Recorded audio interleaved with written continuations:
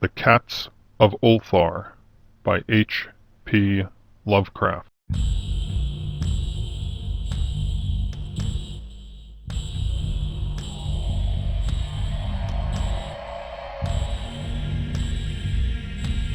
It is said that in Ulthar, which lies beyond the river Sky, no man may kill a cat, and this I can verily believe as I gaze upon him who sitteth purring before the fire. For the cat is cryptic, and close to strange things which men cannot see. He is the soul of antique Aegyptus, and bearer of tales from forgotten cities in Meroe and Ophir. He is the kin of the jungle's lords, and heir to the secrets of hoary and sinister Africa. The Sphinx is his cousin, and he speaks her language. But he is more ancient than the Sphinx, and remembers that which she hath forgotten. In Ulthar, before ever the burgesses forbade the killing of cats, there dwelt an old cotter and his wife who delighted to trap and slay the cats of their neighbors. Why they did this I know not, save that many hate the voice of the cat in the night, and take it ill that cats should run stealthily about yards and gardens at twilight.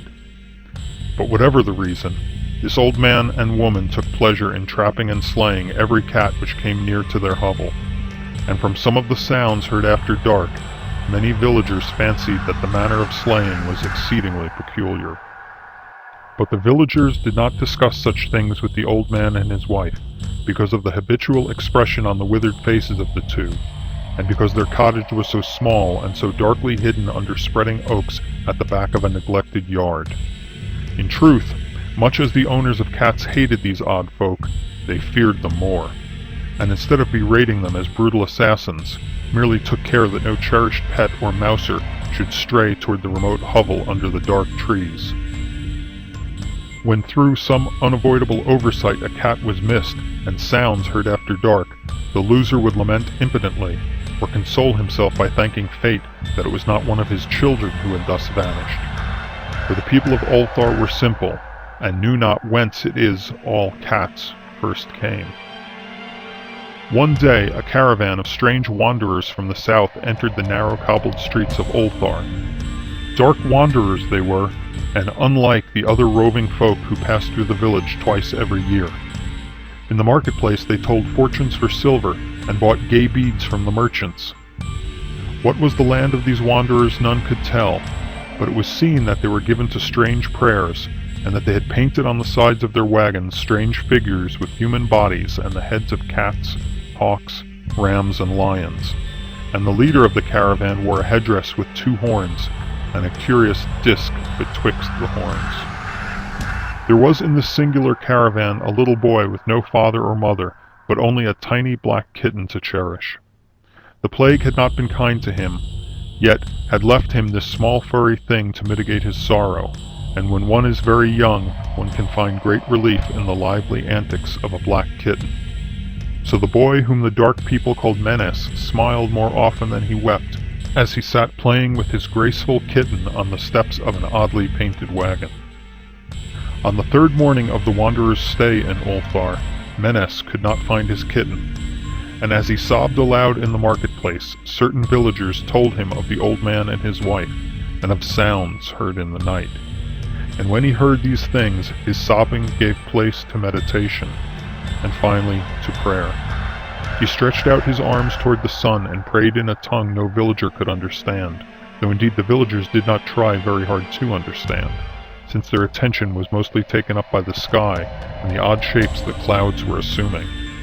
It was very peculiar, but as the little boy uttered his petition, there seemed to form overhead the shadowy, nebulous figures of exotic things, of hybrid creatures crowned with horn-flanked discs. Nature is full of such illusions to impress the imaginative. That night the wanderers left Ulthar and were never seen again. And the householders were troubled when they noticed that in all the village there was not a cat to be found. From each hearth the familiar cat had vanished. Cats large and small, black, gray, striped, yellow, and white. Old Cranon, the burgomaster, swore that the dark folk had taken the cats away in revenge for the killing of Menace's kitten, and cursed the caravan and the little boy. But Nith, the lean notary, declared that the old cotter and his wife were more likely persons to suspect, for their hatred of cats was notorious and increasingly bold. Still, no one durst complain to the sinister couple. Even when little Atal, the innkeeper's son, vowed that he had at twilight seen all the cats of Ulthar in that accursed yard under the trees, pacing very slowly and solemnly in a circle around the cottage, two abreast, as if in performance of some unheard-of rite of beasts. The villagers did not know how much to believe from so small a boy, and though they feared that the evil pair had charmed the cats to their death, they preferred not to chide the old cotter till they met him outside his dark and repellent yard. So Ulthar went to sleep in vain anger, and when the people awakened at dawn, behold! Every cat was back at his accustomed hearth. Large and small, black, gray, striped, yellow and white, none was missing.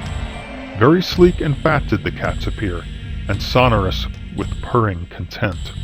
The citizens talked with one another of the affair, and marveled not a little. Old Crannon again insisted that it was the dark folk who had taken them, since cats did not return alive from the cottage of the ancient man and his wife. But all agreed on one thing, that the refusal of all the cats to eat their portions of meat or drink their saucers of milk was exceedingly curious. And for 2 whole days, the sleek, lazy cats of Ulthar would touch no food, but only doze by the fire or in the sun. It was fully a week before the villagers noticed that no lights were appearing at dusk in the windows of the cottage under the trees.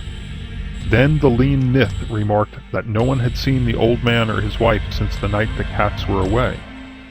In another week, the burgomaster decided to overcome his fears and call at the strangely silent dwelling as a matter of duty, though in so doing he was careful to take with him Shang the blacksmith and Thul the cutter of stone as witnesses. And when they had broken down the frail door, they found only this: 2 cleanly picked human skeletons on the earthen floor, and a number of singular beetles crawling in the shadowy corners.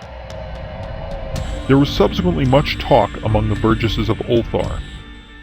Zath, the coroner, disputed at length with Nith, the lean notary, and Crannon, and Shang, and Thul were overwhelmed with questions.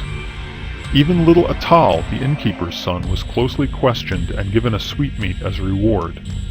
They talked of the old cotter and his wife, of the caravan of dark wanderers, of small Menace and his black kitten, of the prayer of Menace and of the sky during that prayer, of the doings of the cats on the night the caravan left, and of what was later found in the cottage under the dark trees in the repellent yard. And in the end the burgesses passed that remarkable law which is told of by traders in Hatheg and discussed by travelers in Nir, namely, that in Ulthar no man may kill a cat.